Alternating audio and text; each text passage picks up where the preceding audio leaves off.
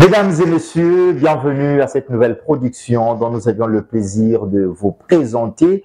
Alors, nous avions déjà notre invité sur ces plateaux. Il s'agit bien évidemment de Monsieur Jacques Mbékou Massoudi, coordonnateur national de l'ASBEL, Cénacle des intellectuels en République démocratique du Congo, CIR en sigle. Avec lui, nous allons parler de cette structure, mais également de la question relative à la participation de la jeunesse congolaise dans la gestion de la chose publique en RDC. Monsieur Jacques Mbékou, bienvenue sur ces plateaux. Merci beaucoup, messieurs les journalistes. Je suis très ravi de m'avoir invité sur votre plateau. Le plaisir est partagé. Alors, d'entrée de jeu, nous voulons savoir brièvement comment vous pouviez présenter à la population votre structure appelée Cénacle des intellectuels en République démocratique du Congo et quels sont les objectifs que vous poursuivez. Brièvement, le Cénacle des intellectuels en République démocratique du Congo, c'est une association sans but lucratif, comme l'indique. C'est sur un sigle. Cénacle, d'abord, c'est les cercles ou l'ensemble. Et les intellectuels, nous le savons très bien. Et en RDC, ça détermine juste les milieux où le Cénacle est en train d'évoluer. Alors, nous avons nos objectifs, ou soit les objectifs poursuivis. Premièrement, d'abord, d'encadrer la jeunesse congolaise. Nous sommes sans ignorer que cette jeunesse a besoin d'encadrement. Deuxièmement, nous luttons contre la discrimination de la femme et de la jeune fille en particulier. Et troisièmement, nous voulons rendre cette jeunesse autonome ou indépendante. Donc, brièvement, c'est ça, mais nous en avons assez. Voilà, merci beaucoup. C'était une brève présentation de votre structure. Nous pouvons déjà passer à notre deuxième sujet du jour concernant la participation de la jeunesse congolaise dans la gestion de la chose publique. Au niveau de votre structure, quels sont les constats que vous faites quant à ça? Au niveau de notre structure, les constats, on peut dire que les constats est ou n'est pas amer. Je vais me défendre, je vais dire le pourquoi. Okay. Premièrement, d'abord, avoir une structure comme la nôtre, ce n'est pas une mince affaire ou soit une petite chose. Et pourquoi? Parce que quand vous ne dirigez pas les animaux, vous ne dirigez pas les arbres ou autre chose, mais vous dirigez des personnes. Des intellectuels surtout, ce sont des gens qui remettent toujours tout ce que vous pouvez faire en cause. Alors, vous devrez avoir d'abord un grand cœur et puis, moi j'appelle ça un esprit supérieur. Alors, je pense que partant de la participation, je pense que la plupart de nous, des membres des Cénacles intellectuels, se trouvent aujourd'hui au chômage. Et qu'est-ce qu'il y a à la base de tout ça? Ce n'est pas seulement que c'est l'État qui doit donner le travail à ces membres-là, mais premièrement d'abord, la jeunesse ou soit les membres de notre structure doivent savoir se prendre en charge. Le membre de votre structure en particulier, mais en général, la jeunesse congolaise est en chômage. Et c'est dû à quoi? Cela est dû, premièrement, les responsabilités partagées. Dans quel sens? Nous le savons très bien que l'État a ses monopoles. L'État, c'est le premier responsable. Et deuxièmement, c'est la jeunesse. La jeunesse, c'est comment et pourquoi? Cette jeunesse devait avoir ce qu'on appelle la créativité. Aujourd'hui, je suis Mbékou Massoudi Jacques et aujourd'hui, vous m'appelez coordonnateur. Malgré la licence que j'ai, je suis licencié. Mais la licence, maintenant vient après. Mais j'ai commencé, j'ai créé en étant encore étudiant que j'étais, en 3e année de graduat à l'université de Kinshasa, bien sûr en faisant les sciences politiques et administratives. Et j'aimerais que maintenant cette jeunesse puisse nous emboîter les pas au combat que nous sommes en train de mener. Parce que ce combat n'est pas seulement notre combat, mais c'est le combat de toute la jeunesse congolaise. Vous avez parlé de la jeunesse, mais aux autorités, qu'est-ce qui fait que le jeune ne se retrouve pas vraiment assez dans la gestion de la chose publique? Aux autorités, moi j'aimerais que ces autorités, ou soit nos autorités, puissent nous accompagner. Parce que vous pouvez être super. Ce qui ne se fait pas, selon vous?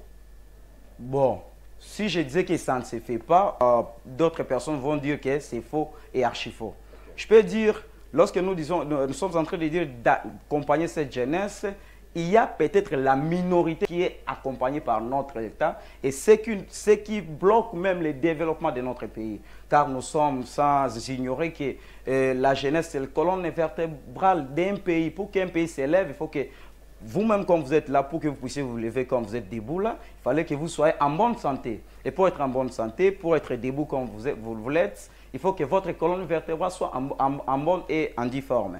Alors, la jeunesse doit être accompagnée par nos autorités. Est-ce comme ça que ça pourrait aussi encourager d'autres jeunes à avoir cet esprit-là de la créativité? En quoi est-ce que les jeunes Congolais ou la jeunesse congolaise est-elle fautive, est-elle responsable de tout ce que vous déplorez? Oui, monsieur le journaliste, les jeunes Congolais, soit la jeunesse congolaise est fautive dans le sens que, je parlerai ça même en lingala, donc nous avons nos 4 langues nationaux, comme vous voulez sans ignorer. La jeunesse congolaise veut récolter là où ils n'ont pas semé. La jeunesse congolaise aime en fait, la facilité et non la méritocratie. C'est ce que je déplore de cette jeunesse. Comment? Comme je l'ai dit, je vais les parler même en lingala et même en swahili. Bilenge na biso ya Congo balingi kobuka bisika oyo balona kite. Toyebi ete yambo ete obuka esengeli olona. Jamais koki kobuka esika olona kite. Je vais le dire en swahili. Kwa kuvuna kitu usat mimea inaomba kupanda. C'est-à-dire kupanda là c'est planter et kuvuna là c'est récolter.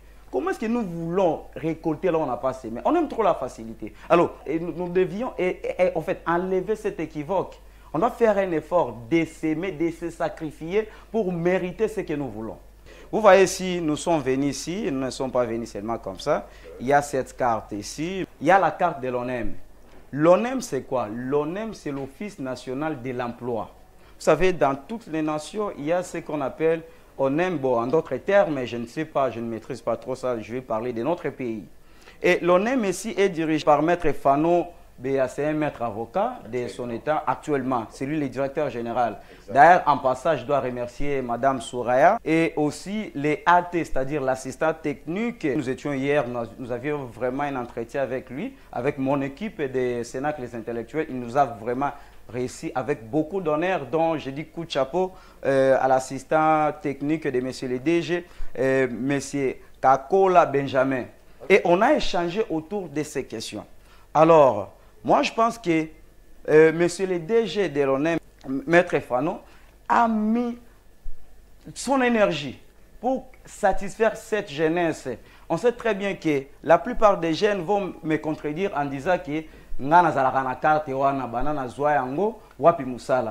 ne suffit pas seulement d'avoir cette carte, mais il y a des processus et des procédures et encore à suivre. Et encore, je dois enlever cet équivoque dans la tête de notre jeunesse en disant que l'ONEM donne du travail. Non, l'ONEM, son travail n'est pas de donner du travail. L'ONEM, c'est comme un pot. L'ONEM, c'est comme la maman. L'ONEM, c'est comme la cuisine. Et qu'est-ce qui se passe dans la cuisine? Qu'est-ce que nos mamans font? Lorsque les enfants ont faim, ils se plaignent chez la maman. Et la maman attend que les papas puissent faire quoi? La donner de l'argent pour préparer aux enfants. Et qui est notre papa? Notre papa, c'est l'État congolais. Notre papa, c'est le garant de la nation que je cite avec beaucoup d'estime, son Excellence Antoine Félix Tshisekedi Tshilombo. Parce que ces messages, j'aimerais que ça ait tout droit à lui et qu'il puisse nous écouter en tant que ses enfants, en tant que cette jeunesse qui n'a jamais cessé de plaider auprès de lui, parce que c'est lui qui est notre papa. Mais aussi de l'accompagner. Et aussi de l'accompagner, l'ONEM. Donc c'est dans ce sens-là, comme il a jeté un coup d'œil à l'IGF, il a jeté un coup d'œil à la DGDA et d'autres entreprises publiques. Nous voudrions que l'ONEM aussi soit, qu'il puisse jeter son coup d'œil à l'ONEM. Vous êtes sans ignorer, je pense que vous aviez suivi cela. Il a promis, et je sais que la promesse ou soit la parole d'un dirigeant, c'est sacré. Lorsque le chef vous parle, ça doit se faire.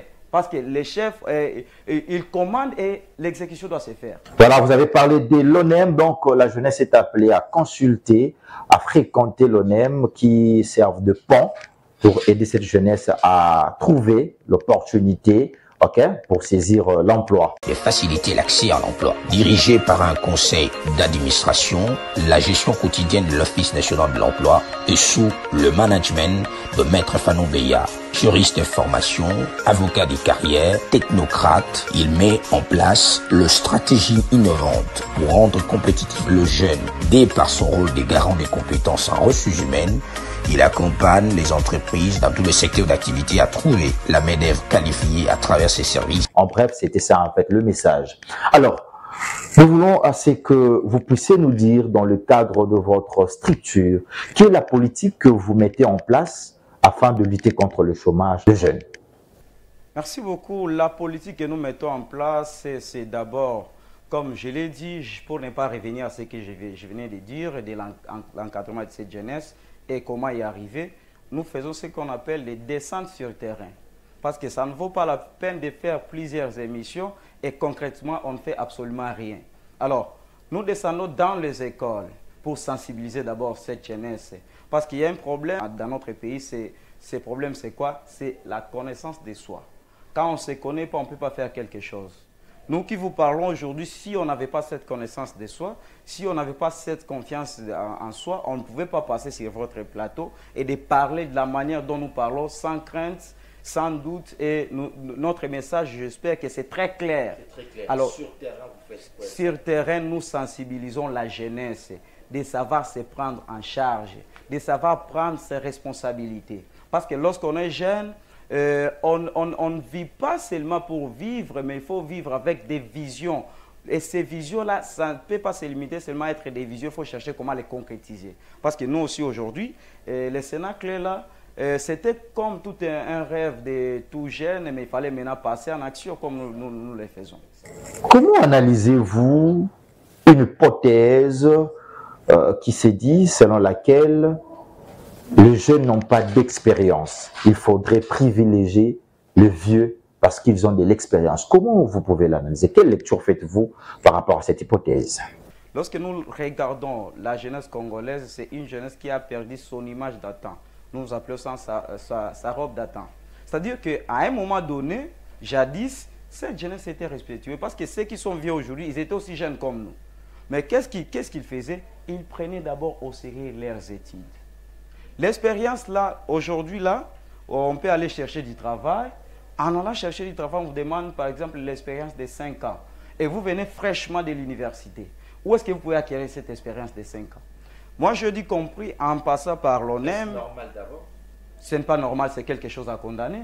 Okay. C'est quelque chose à condamner. Et je condamne cela avec une dernière énergie. Et en passant par l'ONEM? En passant par l'ONEM, mais à travers Mme Souraya, lorsqu'elle avait à m'interviewer, elle m'a dit, vous savez, quand on demande l'expérience, l'expérience, ce n'est pas seulement de travailler dans un bureau climatisé ou quoi que ce soit.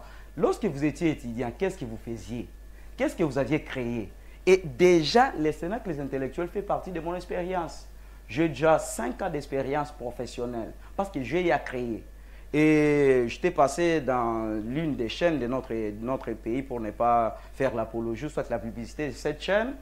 On me demandait, et les cénacles a déjà combien d'années, ou soit a déjà vécu pendant combien de temps.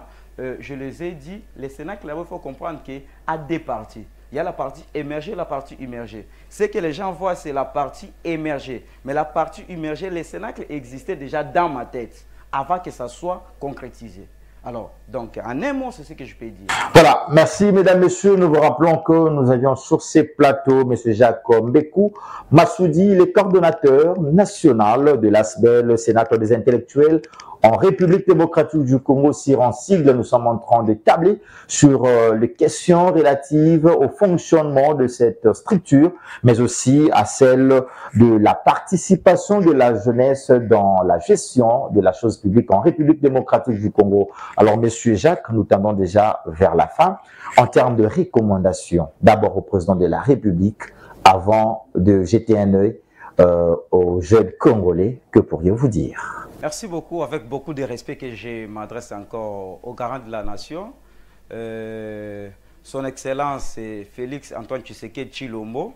Je pense que nous, les jeunes, pas seulement du Sénat, les intellectuels en République démocratique du Congo, les jeunes de la République démocratique du Congo, en général, nous sommes en train d'osser notre ton. Donc nous osons le ton en disant que, Monsieur le Président, j'aimerais que nous aimerions que vous puissiez jeter un coup d'œil à la jeunesse congolaise. Parce que cette jeunesse a besoin de se retrouver. Je pense qu'il y a ce que l'informateur a fini son travail, les formateurs, et à bientôt là, le gouvernement va sortir.